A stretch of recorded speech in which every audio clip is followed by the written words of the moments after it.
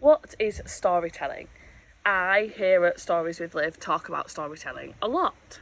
Literacy and books are my thing. But when I say storytelling, what am I referring to? Well, I'm referring to the thing that we all do every day. Storytelling is the fabric of us as people and us as a wider society too. We tell stories to our friends, little tidbits of idea of what we've done and what led us to that moment.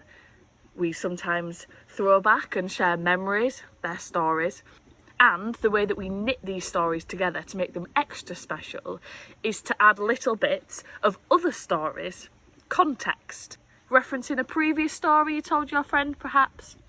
Then, of course, you've got the stories that we have in books, the stories that are made up from someone's imagination, passed down throughout generations perhaps. When we think of stories, we often think of books, putting pen to paper. But actually, it's way simpler than that. We all do it every day, and stories are the small building blocks that make up who we are.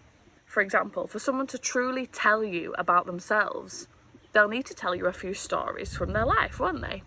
And each culture has its own traditional tales, its own legends and myths that have been passed down through generations, eventually making it, pen to paper. But it doesn't always start that way.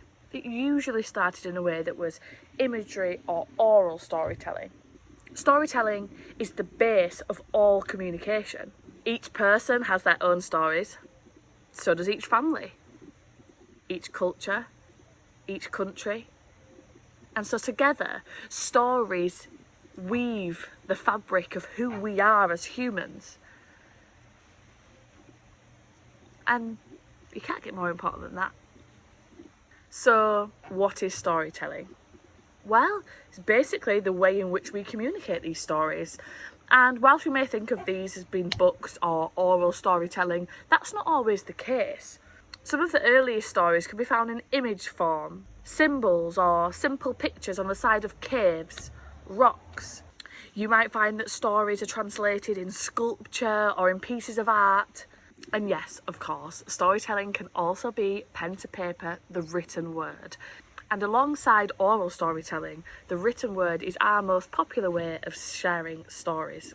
But I think it is important to remember that it is people that make stories. Therefore, oral and physical, visual storytelling are the most powerful forms.